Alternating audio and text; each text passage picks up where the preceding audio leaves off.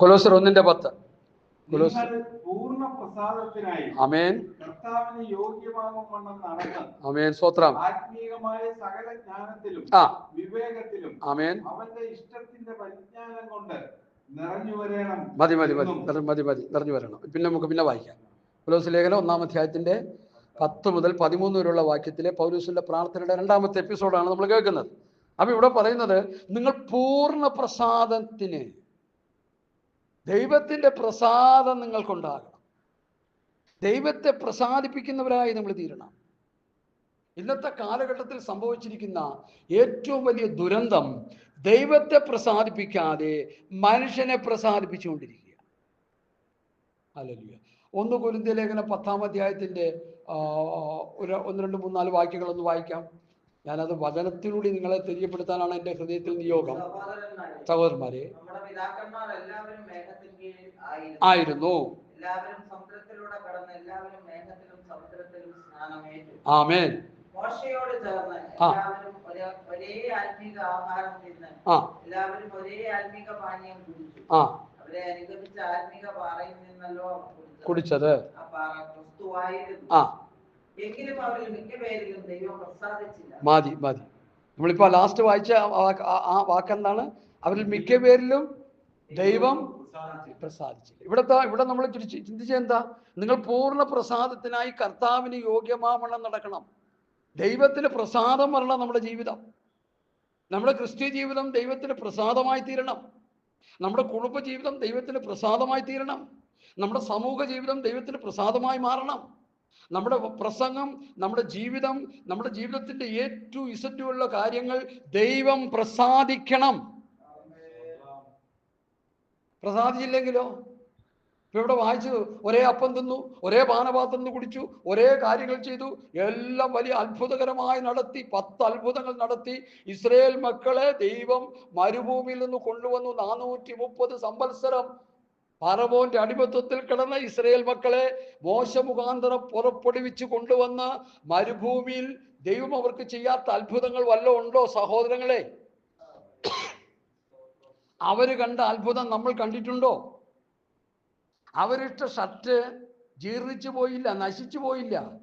ആ തുണി, അത് ഞാൻ ചോദിക്കട്ടെ, ഞാനിപ്പോൾ ഇട്ടേക്കുന്ന ഷർട്ട് എത്ര വർഷം എനിക്ക് ഇടാൻ പറ്റും? എൻ്റെ യൂസ് അനുസരിച്ച് ഞാനെല്ലാം 5-8 വർഷമൊക്കെ ഇടും, 10 വർഷമൊക്കെ ഇടും. അതുപോലെ ഞാൻ ഉപയോഗിക്കുന്ന തുണിയൊക്കെ. ചിലരൊക്കെ ഷർട്ട് എടുത്തു കഴിഞ്ഞാൽ 2 വർഷമാകുമ്പോൾ അത് എന്ത് ചെയ്യും? കൊണ്ടുവന്ന് വല്ലവർക്കും കൊടുത്തിട്ട്, നല്ല കാര്യമാണ്, കൊടുത്തിട്ട് വേറെ മേടിക്കുന്നു. വേറെ ആളുകൾ ഇടുമല്ലോ. ചിലരങ്ങനെയല്ല, എടുത്ത് വലിച്ചെറിഞ്ഞ് കളയും അത്. സ്തോത്രം. എത്ര ഷർട്ട് വാങ്ങി, എത്ര ചെരുപ്പ് മേടിച്ചു നമ്മൾ. ഇസ്രായേൽ മക്കളുടെ ചരിത്രം ഒന്ന് പഠിച്ചു നോക്കി. അവരുടെ ചെരുപ്പ് തേഞ്ഞില്ല, അവരുടെ വസ്ത്രം ജീർണിച്ചു പോയില്ല. അവരിൽ ഒരു ബലഹീനനും ഇല്ലായിരുന്നു എന്ന് എഴുതിയിരിക്കുന്നു. എന്താ കാര്യം? ശക്തിമാന്മാരുടെ അപ്പം, സ്വർഗീയ അപ്പം അവർ ഭക്ഷിച്ചു. ദൈവം കൊടുത്ത മന്ന, സ്വർഗീയ മന്ന അവർ ഭക്ഷിച്ചു. നമ്മൾ ഈ തരുന്ന പുഴുത്ത അരിയും ഈ പുഴുത്ത കടലയും, പ്രത്യേകിച്ച് ഈ കോവിഡ് സമയത്ത് നമുക്ക് കിട്ടിയ കടലയും പയറും എല്ലാം കഴിച്ച് നമ്മൾ രോഗികളായി മാറി. സ്തോത്രം അല്ലേ? ഫ്രീ ആയിട്ട് കിട്ടുക. ആ കൊടുത്ത പയറിലും പരിപ്പിലും കാറ്റടിച്ചു മാറ്റാൻ ഒരു കൂട്ടരുണ്ടായിരുന്നു എന്നുള്ളതാണ് അതിൻ്റെ വിചിത്രം. അതുപോലെ ഇതെല്ലാം കൂടി ഇടാൻ വേണ്ടി ഒരു സഞ്ചി ഉണ്ടാക്കി. ആ സഞ്ചിക്ക് കൊട്ടേഷൻ കൊടുത്ത് അതിൽ പോലും ലക്ഷങ്ങൾ അടിച്ചു മാറ്റിയ ബിരുദന്മാരാണ് നമ്മളെ ഭരിച്ചുകൊണ്ടിരിക്കുന്നത്. മനസ്സിലാക്കണം. ഇതൊക്കെ വേദന ഉള്ളതുകൊണ്ട് പറയുക. എന്തോ ഒരു അനീതിയായി കാട്ടിക്കൂട്ടുന്നത്. ഈ മരുഭൂമിയിൽ ഇസ്രായേൽ മക്കള് അവർ യാത്ര ചെയ്തു. അവർക്ക് എന്തെങ്കിലും കുറവുണ്ടായിരുന്നോ? വചനമാ പറയുന്നത്, അവരിൽ ഒരു ബലഹീനനുമില്ലായിരുന്നു. കരുത്തന്മാരായിരുന്നു, ശക്തന്മാരായിരുന്നു. പകൽ മേഘസ്തംഭം, രാത്രി അഗ്നിസ്തംഭം, കാടപ്പക്ഷി, പിന്നെ മന്ന, അവർക്ക് കുടിക്കാനുള്ള വെള്ളം. നമ്മൾ കുടിക്കുന്ന വെള്ളം ഈ അക്വാഗാർഡിലൂടെയൊക്കെ കയറ്റി വിട്ട് ശുദ്ധീകരിച്ച് കുടിച്ചില്ലെങ്കിൽ ഒരു 2-3 വർഷം കുടിക്കുമ്പോൾ, അല്ലെങ്കിൽ തിളപ്പിച്ചാറ്റിയാൽ കുടിക്കണം, അല്ലെങ്കിൽ 2-3 വർഷം കഴിയുമ്പോൾ ആള് തട്ടിപ്പോവും. ഒന്നാന്തര പാറ പൊട്ടി വന്ന ഒന്നാന്തര ഒറിജിനൽ വെള്ളമാണ് അവർ കുടിച്ചുകൊണ്ടിരുന്നത്. അവർ ഭക്ഷിച്ചിരുന്ന സ്വർഗീയ മന്നയാണ്. അവർ ഭക്ഷിച്ചിരുന്ന ദൈവം കൊടുത്ത കാടപ്പക്ഷികളെയാണ്. അവരിഷ്ടം പോലെ ഇറച്ചിയും അപ്പവും എന്ന് വേണ്ട എല്ലാം അവർ ഭക്ഷിച്ച് സംതൃപ്തരായി സന്തോഷത്തോടെ പാളയത്തിൽ അവർ യാത്ര ചെയ്തുകൊണ്ട് വന്നു എന്നാണ് നമുക്ക് പറയുന്നത്. അപ്പം ഈ കൊരിന്ത്യർ ലേഖനത്തിലെ ആ ഗ്രന്ഥകർത്താവ് പറയുന്നത് കേട്ട് കഴിഞ്ഞാൽ, ഇവരിതെല്ലാം ചെയ്തെങ്കിലും അവരിൽ മിക്കപേരിലും ദൈവം പ്രസാദിച്ചില്ല. അതെന്താ നമ്മൾ മനസ്സിലാക്കാത്തത്? ദൈവം വരെ നടത്തിയ കാര്യങ്ങളൊക്കെ ശരി. മേഘത്തിന്റെ കീഴിലായിരുന്നു, എല്ലാവരും സമുദ്രത്തിലൂടെ കടന്നു, എല്ലാവരും മേഘത്തിലും സമുദ്രത്തിൽ സ്ഥാനമേറ്റു, മോശയോട് ചേർന്നു, എല്ലാവരും ആത്മീയാഹാരം തിന്നു, എല്ലാവരും ഒരു ആത്മീയപാനീയം കുടിച്ചു. അവരെല്ലാവരും അനുഭവിച്ച പാറയിൽ നിന്നല്ലോ അവരെ കുടിച്ചത്. ആ പാറ ക്രിസ്തുവായിരുന്നു. എങ്കിലും അവരിൽ മിക്ക പേരിലും ദൈവം പ്രസാദിച്ചില്ല. ഈ മിക്ക പേരെന്ന് പറയുമ്പോൾ എത്ര പേരുടെ ഒരു മെഷർമെന്റ് നമുക്ക് എങ്ങനെ എടുക്കാൻ പറ്റും? നടത്തിക്കൊണ്ട് വന്ന മിസ്രൈമിൽ നിന്ന് പുറപ്പെട്ട ആ ഗ്രൂപ്പിൽ 2 പേരൊഴികെ ബാക്കി ആരിലും ദൈവം എന്ത് ചെയ്തില്ല? പ്രസാദിച്ചില്ല. ഇതൊരു കാര്യം പറയാൻ പോണ്, ശ്രദ്ധിച്ചു കേട്ടോണം. സെൻട്രൽ പാസ്റ്റർ മോശയിലും ദൈവം പ്രസാദിച്ചില്ല. വടിക്ക് വെച്ച് എന്ത് ചെയ്തു? സാറിഞ്ഞോട്ട് പോരെ, സാറിന് അധികം കൂടുതൽ വിഷമിക്കുകയൊന്നും വേണ്ട, പിസ്കാ കൊടുമുടി കയറി അതാണ് ദേശം കാണാൻ. ദൈവം ബഹുമാനത്തോടെയാണ് പറഞ്ഞതായിട്ട് ഞാനങ്ങ് പറയുക. മോശ സാറിനോട് ഒരു സാറേ പാസ്റ്റർ അല്ലെങ്കിൽ അതൊന്ന് കണ്ടോ, അതാണ് നിങ്ങൾ പോകാനുള്ള ധ്യാനം. പക്ഷെ ഇവിടെ വെച്ച് നിങ്ങളുടെ യാത്ര തീരുകയാണ്. പുള്ളിക്ക് ഒരു സങ്കടം ഉണ്ടായില്ല. കാരണം പുള്ളിക്ക് മനസ്സിലായി വകുപ്പ് തെറ്റിയാണ് എൻ്റെ പോക്ക്, അതുകൊണ്ട് എന്നെ ദൈവം അവിടെ വെച്ച് തടഞ്ഞതാണ്. സന്തോഷത്തോടെ പുള്ളി സ്വീകരിച്ചു. യോശുവയെ പ്രാർത്ഥിച്ചാക്കാൻ പറഞ്ഞു. അപ്പോൾ നടത്തിക്കൊണ്ടുവന്ന മോശയ്ക്ക് കനാൻ കാണാൻ പറ്റിയില്ല, ദേശത്ത് കാല് വെക്കാൻ പറ്റിയില്ല, ജനത്തിന് കാലം വെക്കാൻ പറ്റില്ല. അതാ ഇവിടെ പറയുന്നത്, അവരിൽ മിക്ക പേരിലും ദൈവം പ്രസാദിച്ചില്ല. കൊലോസ്യ ലേഖനം പ്രാർത്ഥനയിൽ എന്താ? നമ്മുടെ ദൈവം പ്രസാദിക്കണം, നമ്മുടെ ജീവിതത്തിൽ ദൈവം പ്രസാദിക്കണം. മനുഷ്യൻ പ്രസാദിച്ചാൽ പോരാ, ദൈവം പ്രസാദിക്കണം. നമ്മുടെ പ്രസംഗമാകട്ടെ, നമ്മുടെ ശുശ്രൂഷയാകട്ടെ, നമ്മുടെ ജീവിതത്തിന്റെ A to Z വരെയുള്ള എല്ലാ കാര്യങ്ങളിലും സ്വർഗത്തിൽ ദൈവത്തിനൊരു പ്രസാദമുണ്ടാകണം. ഈ യാഗം നടത്തുമ്പോൾ, യഹൂദൻ യാഗം നടത്തുമ്പോൾ യാഗമൃഗത്തെ കൊണ്ടുവന്ന് ഭംഗിയായിട്ട് അറുത്ത് ക്ലീൻ ചെയ്ത് ആ യാഗത്തിൽ ദൈവം പ്രസാദിച്ചില്ലെങ്കിൽ എന്താ സംഭവിക്കും? ശാപമേൽക്കും. അല്ലേ? ശരിയല്ലേ? വിശദാംശങ്ങളിലേക്ക് ഞാൻ പോകുന്നില്ല, സമയമില്ല നമ്മുടെ മുമ്പിൽ. ഈ പ്രാർത്ഥന എടുത്ത് തീർക്കേണ്ടതായിട്ടുണ്ട്. ദൈവം പറഞ്ഞിരിക്കുന്ന വ്യവസ്ഥയ്ക്ക് അനുസരിച്ച് ആ യാഗമൃഗത്തെ വൃത്തിയായിട്ട് ക്ലീൻ ചെയ്ത് അതിൻ്റെ മാംസഭക്ഷങ്ങൾ, കുടലും പണ്ടാരം ഒക്കെ എടുത്ത് ദൂരെ കളഞ്ഞ്, ആ വൃത്തിയിട്ടതൊക്കെ അതെടുത്ത് ദൂരെ കളഞ്ഞ് എല്ലാം കളഞ്ഞ് മാംസത്തെ കഴുകി വെടിപ്പാക്കി അതിനെ ദൈവത്തിൻ്റെ അഗ്നി, യാഗാഗ്നി, അത് ആ അഗ്നി കെട്ടുപോകാൻ പാടില്ല, അതൊരു കലത്തിൽ സൂക്ഷിച്ചു വെക്കും. ആ അഗ്നിയാണ് ഇങ്ങനെ മാറി മാറി ചെയ്തുകൊണ്ടിരിക്കുന്നത്. ഇന്നിപ്പോൾ അന്യാഗ്നിയല്ലേ കത്തിക്കുന്ന മുഴുവൻ. ഐ ആം എ പ്രൊഫറ്റ്, ഞാനൊരു പ്രവാചകൻ എന്നും പറഞ്ഞ് പറയുന്ന പൊട്ടത്തരത്തിനും പറയുന്ന വിവരക്കേടുകൾക്കും കയ്യും കണക്കുണ്ടോ? സഹോദര, അന്യാഗ്നി കത്തിക്കുക ചെയ്യുന്നത് നിങ്ങൾ മാനസാന്തരപ്പെട്ട് മടങ്ങി വന്നില്ലെങ്കിൽ അഹരോന്റെ പുത്രന്മാരെ പോലെ നിങ്ങളെ ദൈവം ദഹിപ്പിച്ചു കളയും. എനിക്കത് പറയാതിരിക്കാൻ പറ്റത്തില്ല. അഹരോന്റെ പുത്രന്മാരെ എന്താ ചെയ്തേ? ലേവ്യ പുസ്തകം 10-ാം അധ്യായത്തിന്റെ 1-2 വാക്യങ്ങളൊന്ന് വായിച്ചേ. നമ്മൾ ഇതൊക്കെ മറന്നുപോയിട്ടുണ്ടാവും വേണമെങ്കിൽ. ലേവ്യ 10-ന്റെ 1-2, 16-ന്റെ 1-2 പെട്ടെന്ന് വായിക്കാം. ആമേൻ.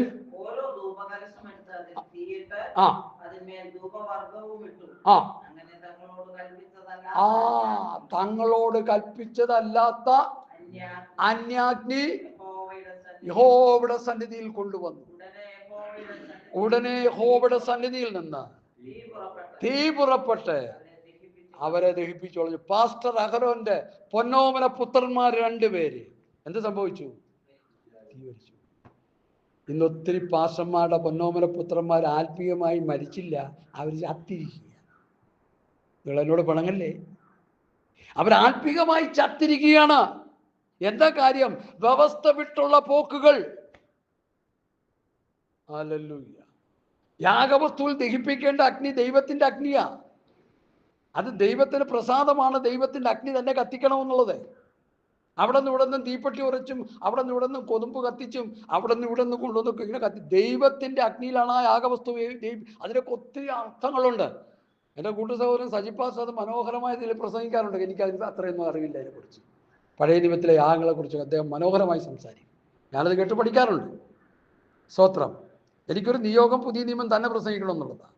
അത് പുതിയതും പഴയും കൂടി ചേർത്ത് പഠിപ്പിക്കുക ചെയ്യും. നല്ല കാര്യമാണ്. അതിൽ ഓരോരുത്തർക്കും ഓരോ കൃപയാണ്, അത് അനുസരിച്ച് ചെയ്യട്ടെ. അപ്പോൾ നമ്മൾ ചെയ്യുന്ന കാര്യങ്ങൾ ദൈവത്തിന് പ്രസാദമായിരിക്കണം. ഇതിന്റെ പോയിന്റ് അതാ. ദൈവത്തിന്റെ അഗ്നി കൊണ്ട് വേണം അതൊക്കെ ദഹിപ്പിക്കാൻ. നമ്മൾ അതിനിടയ്ക്ക് നമ്മുടെ ന്യൂട്രൽ പരിപാടികളൊന്നും ചെയ്യരുതേ. നമ്മൾ ഇതിനിടയ്ക്ക് മറ്റുള്ള കാര്യങ്ങളൊന്നും ദൈവത്തിൻ്റെ വ്യവസ്ഥയിൽ വേണം കാര്യങ്ങൾ ചെയ്യാൻ. അതാ ഞാൻ ഈ പറഞ്ഞു പോലെ, ഞാൻ നിങ്ങളോട് കൽപ്പിച്ചതൊക്കെയും പ്രമാണിപ്പാൻ തക്കൊണ്ട് ഉപദേശിച്ചുകൊണ്ട് സകല ജാതികളെയും ശിഷ്യരാക്കാൻ കർത്താവ് പറഞ്ഞാൽ അത് തന്നെ നമ്മൾ ചെയ്യണം. അതിനിടയിൽ അന്യാഗ്നി വരാൻ പാടില്ല. ഹല്ലേലൂയ. അവിടെ മനുഷ്യനായങ്ങൾ വരാൻ പാടില്ല, മനുഷ്യന്റെ ഉപദേശങ്ങൾ വരാൻ പാടില്ല. കൈ കഴുകാതെ ഭക്ഷണം കഴിച്ച വിഷയത്തെക്കുറിച്ച് ഹല്ലേലൂയ കർത്താവും പരീശന്മാരും തമ്മിലൊരു ആശയ സംഘടനമുണ്ടായി. എടുക്കാം മർക്കോസിന്റെ സുവിശേഷം 7-ാം അധ്യായം. എടുത്ത് ആദ്യം ഇങ്ങോട്ടൊന്ന് വായിച്ച്, പെട്ടെന്ന് വായിച്ച്. ഈ വിഷയം തെളിയിച്ചിട്ട് വേണം നമ്മൾ പ്രാർത്ഥനയിലേക്ക് കടക്കാൻ. Sorry, praise the lord. Markose 7-ന്റെ 1 മുതൽ. യെരൂശലേമിൽ നിന്ന് പരീശന്മാരും ചില ശാസ്ത്രിമാരും അവന്റെ അടുക്കൽ വന്നു. ആമേൻ, സ്തോത്രം, ഹല്ലേലൂയ. അവന്റെ ശിഷ്യന്മാരിൽ ചിലർ ശുദ്ധിയില്ലാത്ത എന്ന് വെച്ചാൽ കഴുകാത്ത കൈകൊണ്ട് ഭക്ഷണം കഴിക്കുന്നത് അവർ കണ്ടു. പരീശന്മാരും യഹൂദന്മാർ ഒക്കെയും പൂർവന്മാരുടെ സമ്പ്രദായം പ്രമാണിച്ച് കൈ നന്നായി കഴുകിയിട്ടല്ലാതെ ഭക്ഷണം കഴിക്കുകയില്ല. അടുത്ത് ചന്തയിൽ നിന്ന് വരുമ്പോഴും ആമേൻ കുളിച്ചിട്ടല്ലാതെ ഭക്ഷണം കഴിക്കുകയില്ല. പാനപാത്രം, അരണി, ചെമ്പ് എന്നിവ കഴുകുക മുതലായി പലതും പ്രമാണിക്കുന്നത് അവർക്ക് ചട്ടമായിരിക്കും. അവരുടെ ട്രഡീഷനാണ് അത്. അത് നല്ലതാ. ന്യായപ്രമാണം പറയുന്നതനുസരിച്ച് ചെയ്യാതെ. അടുത്ത് അങ്ങനെ പരീശന്മാരും ശാസ്ത്രിമാരും നിന്റെ ശിഷ്യന്മാർ പൂർവന്മാരുടെ സമ്പ്രദായം അനുസരിച്ച് നടക്കാതെ ശുദ്ധിയില്ലാത്ത കൈകൊണ്ട് ഭക്ഷണം എന്ത് എന്ന് അവനോട് ചോദിച്ചു. അവൻ അവരോട് ഉത്തരം പറഞ്ഞത്, ആമേൻ, കപടഭക്തിക്കാരാ, നിങ്ങളെ കുറിച്ച് യെശയ്യാവ് പ്രവചിച്ചു. കപടഭക്തിക്കാരാ, വലിയ ശാസ്ത്രിമാരും പരീശന്മാരും. മത്തായിയുടെ സുവിശേഷം 21-ാം അധ്യായത്തിൽ നിങ്ങൾ മോശയുടെ പീഠത്തിൽ ഇരിക്കുന്നു എന്ന് കാണാം. മോശയ്ക്ക് പകരം ആക്കി വെച്ചവരാധികം. പക്ഷെ ഇവർ കപടഭക്തിക്കാരാ, കപടഭക്തിയാ ഇവർ കാണിക്കുന്നത്. അടുത്ത് വായിച്ച,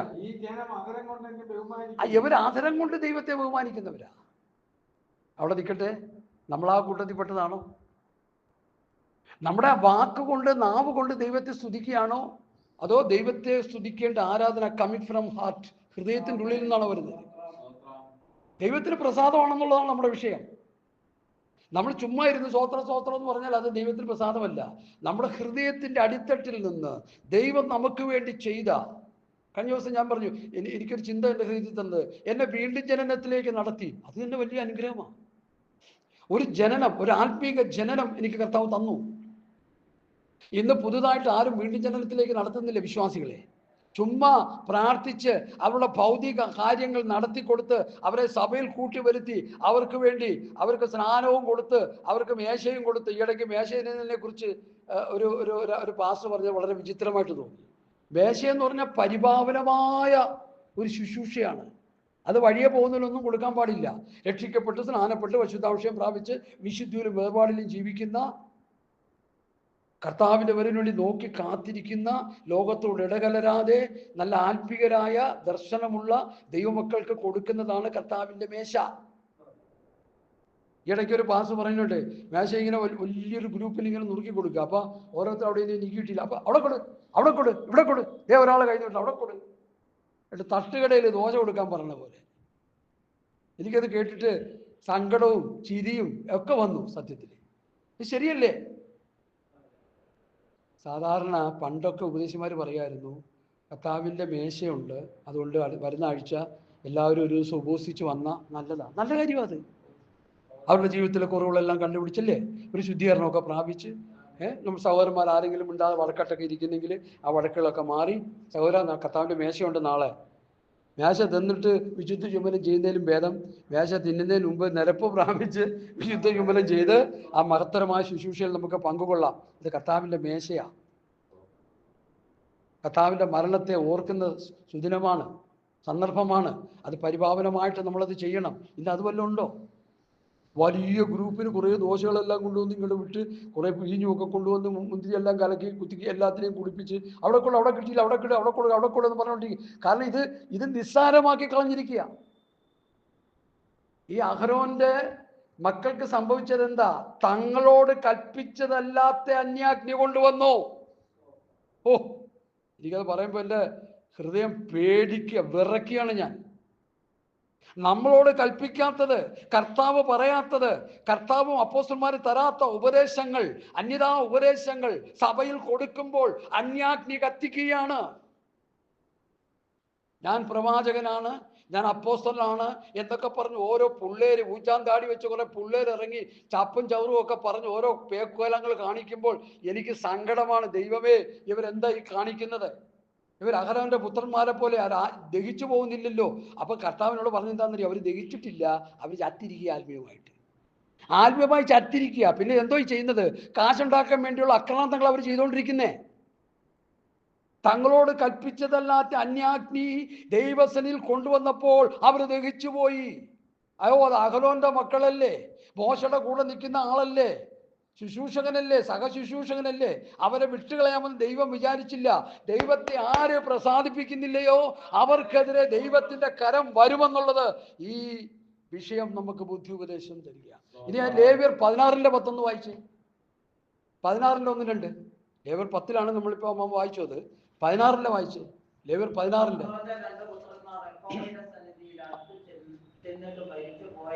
മരിച്ചുപോയ ശേഷം യഹോവ മോശയോട് അരുളി ചെയ്തത്, കൃപാസനത്തിനു മീതെ മേഘത്തിൽ ഞാൻ വെളിപ്പെടുന്നത് കൊണ്ട് നിന്റെ സഹോദരനായ അഹരോൻ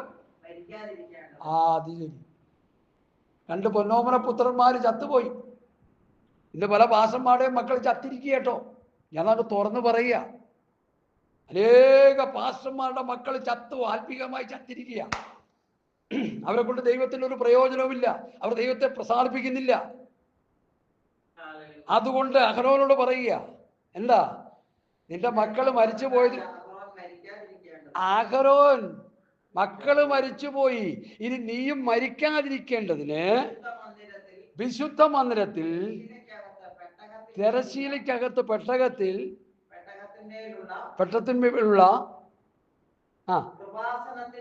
കൃപാസനത്തിന് മുൻപിൽ വല്ലപ്പോഴും വന്ന് തല എത്തിട്ട് നോക്കിയിട്ട് പൊക്കോണം. എപ്പോഴും കയറി വരരുത്.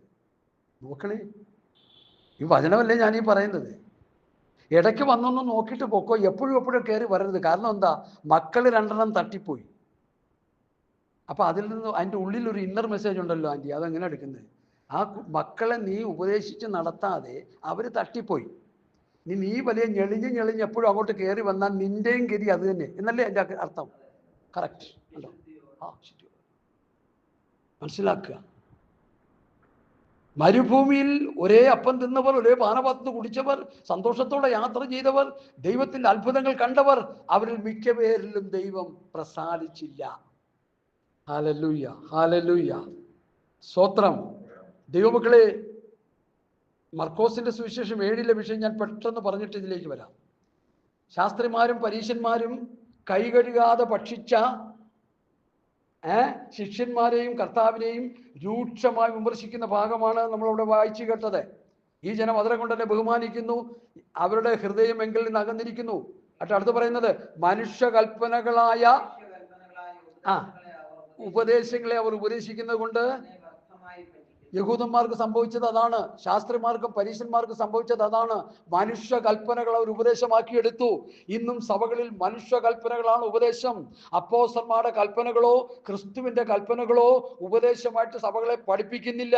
പകരം അവരവർ എഴുതി ഉണ്ടാക്കിയ കുറെ ബയലുകളും അവരവരുടെ കുറെ ചട്ടങ്ങളും നിയമങ്ങളുമാണ് സഭയെ പഠിപ്പിച്ചുകൊണ്ടിരിക്കുന്നത്. അത് തെറ്റാണ്. അത് ദൈവത്തിന് പ്രസാദമില്ല. അതിൽ മനുഷ്യകൽപ്പനകളായ ഉപദേശങ്ങളെ അവർ ഉപദേശിക്കുന്നുണ്ട്, അവർ എന്നെ വ്യർത്ഥമായി ഭജിക്കുന്നു. നിങ്ങൾ ദൈവകൽപ്പന വിട്ടുകളയുന്നു അല്ലേ? മനുഷ്യ സമ്പ്രദായം പ്രമാണിക്കുന്നു.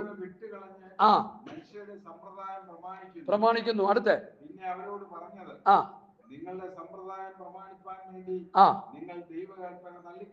അപ്പോ എന്തൊക്കെയാ അവര് ചെയ്യുന്നേ? വ്യർത്ഥമായി ഭജിക്കുന്നു, ദൈവകൽപ്പന വിട്ടുകളയുന്നു, നിങ്ങളുടെ സമ്പ്രദായം പ്രമാണിപ്പാൻ വേണ്ടി ദൈവകൽപ്പന തള്ളിക്കളയുന്നു. ഇനി എല്ലാം വായിക്കണ്ട, അതിന്റെ 13ാമത്തെ വായിക്കൂടെ ഒന്ന് വായിച്ചേ. ഇങ്ങനെ നിങ്ങൾ ഉപദേശിക്കുന്ന സമ്പ്രദായത്താൽ ദൈവകൽപ്പന ദുർബലമാക്കുന്നു. കണ്ടോ? നമ്മളിപ്പോ രാഷ്ട്രീയത്തിൽ പോയി ഭരിക്കാൻ പോവുക. നമുക്ക് MLA വേണം, നമുക്ക് ആര് വേണം? കോർപ്പറേഷൻ നമുക്ക് ഭരിക്കണം, പഞ്ചായത്ത് നമ്മൾ ഭരിക്കണം, പറ്റിയാൽ മന്ത്രിപദം നമുക്ക് വേണം. ഈ ഇവിടുത്തെ മഹാന്മാർ പറഞ്ഞുകൊണ്ടിരിക്കുക. അത് ദൈവത്തിന് പ്രസാദമല്ലെന്ന് ഞാൻ പറഞ്ഞു വയ്ക്കുക. അപ്പോസ്തലന്മാരുടെ അടുക്കല് കഴിഞ്ഞ ദിവസം വചനം പറഞ്ഞപ്പോൾ അത് വെളിപ്പെട്ട് കിട്ടി. ഇപ്പോഴും ഞാനത് പറയുക. പ്രവൃത്തി പുസ്തകം 6-ാം അധ്യായം. എടുക്കണ്ട പറഞ്ഞു പോകാം. നമുക്ക് എടുത്തു കഴിഞ്ഞാൽ സമയം കിട്ടത്തില്ല ഈ തീരാൻ.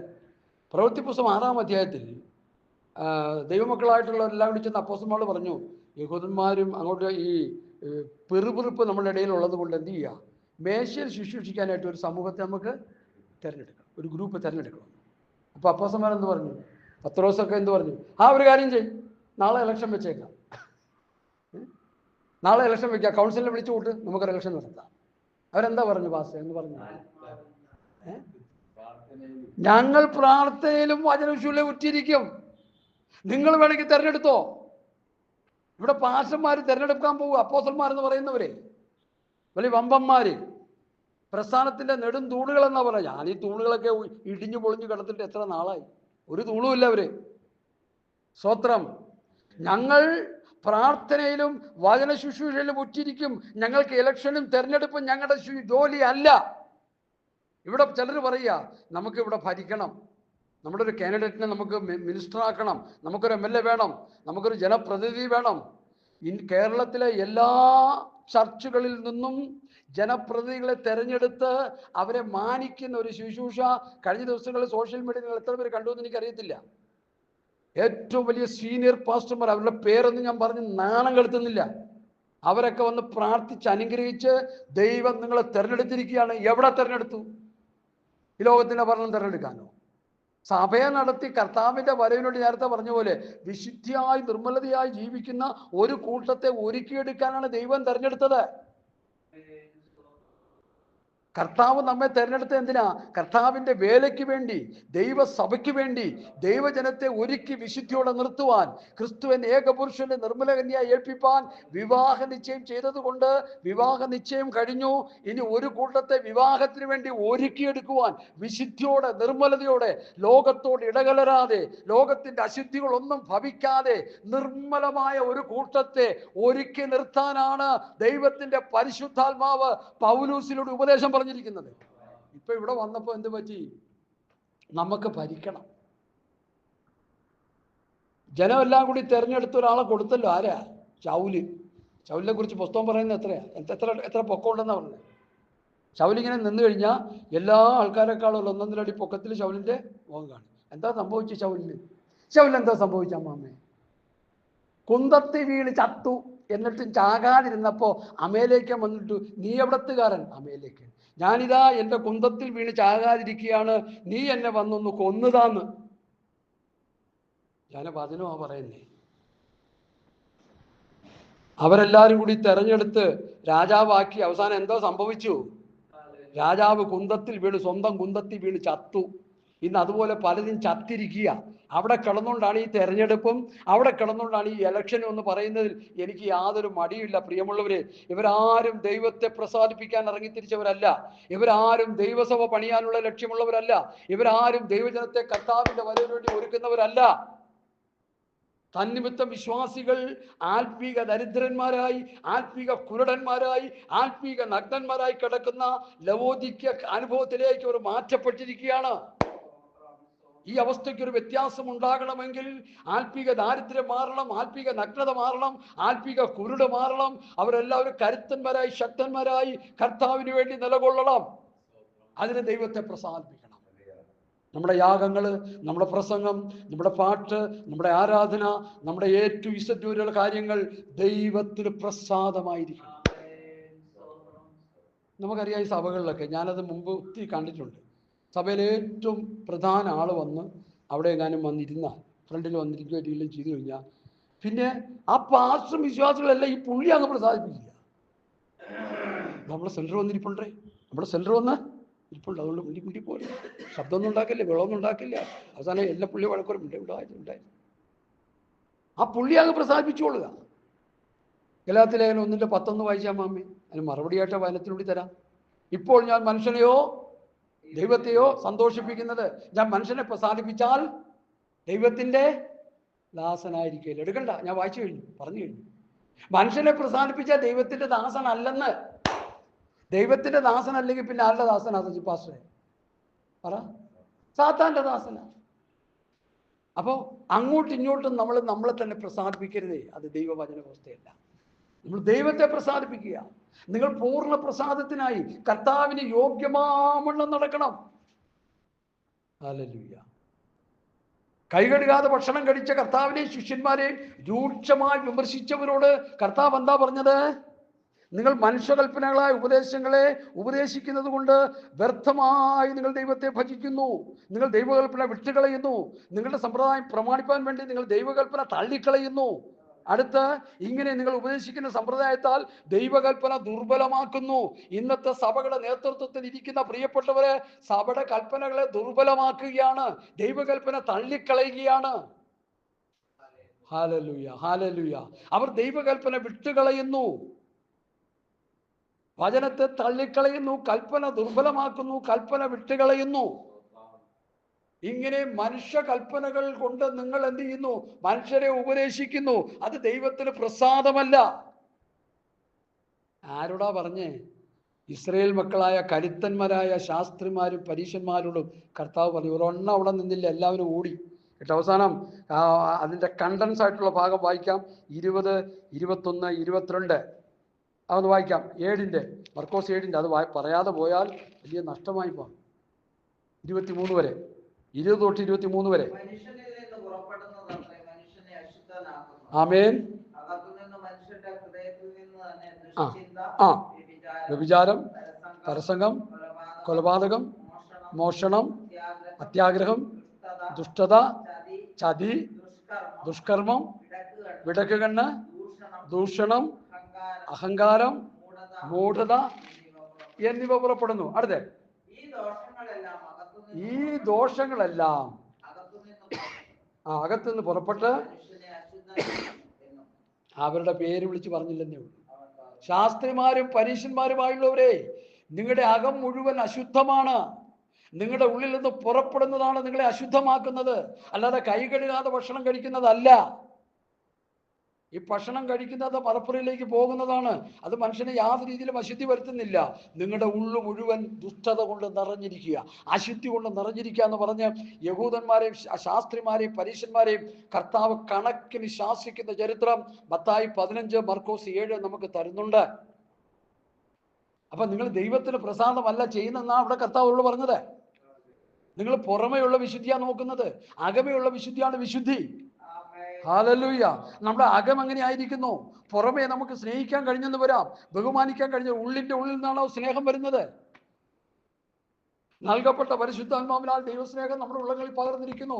ആ പരിശുദ്ധാത്മാവിൽ നിറഞ്ഞുള്ള ദൈവസ്നേഹം, ശുദ്ധഹൃദയം, നല്ല മനസ്സാക്ഷി, നിർവ്യാജ വിശ്വാസം എന്നിവയാൽ ഉളവാകുന്ന ഒരു സ്നേഹമാണ് നമുക്ക് വേണ്ടത്. ഹല്ലേലൂയ. ഞാൻ വിഷയത്തിലേക്ക് വരിക. പൂർണ്ണ പ്രസാദത്തിനായി കർത്താവിന് യോഗ്യമാവണ്ണം നടക്കണം. ഇവിടെ നടപ്പ് എങ്ങനെയായിരിക്കണം? കർത്താവിന് യോഗ്യമാവണ്ണം നടക്കണം. നിങ്ങൾ പൂർണ്ണ പ്രസാദത്തിനായി കർത്താവിന് യോഗ്യമാവണ്ണം നടന്ന് ആത്മീകമായ സകല ജ്ഞാനത്തിലും വിവേകത്തിലും അവന്റെ ഇഷ്ടത്തിന്റെ പരിജ്ഞാനം കൊണ്ട് നിറഞ്ഞു വരണം. ഒരു നിറവിന്റെ അനുഭവം കൊലോസിലെ വിശ്വാസികൾക്കുണ്ടാകേണ്ട ആത്മീക സദ്ഗുണങ്ങളെ കുറിച്ചാണ് പൗലോസും കൂട്ടരിരുന്ന് പ്രാർത്ഥിക്കുന്നത്.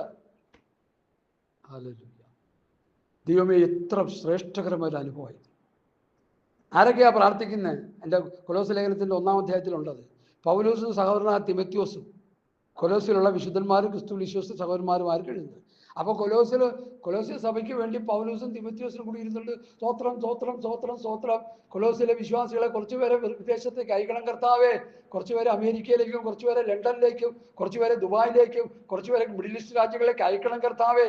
ഞങ്ങൾക്ക് ഹോള് പണിയണം, ഞങ്ങൾക്ക് അത് ചെയ്യണം, ഇത് ചെയ്യണം, ഞങ്ങൾക്ക് അങ്ങനെ വേണം, ഇങ്ങനെ വേണം എന്നൊക്കെ പറഞ്ഞ് പ്രാർത്ഥിക്കുകയാണ്. ഇന്ന് അതല്ലേ നടക്കുന്നേ.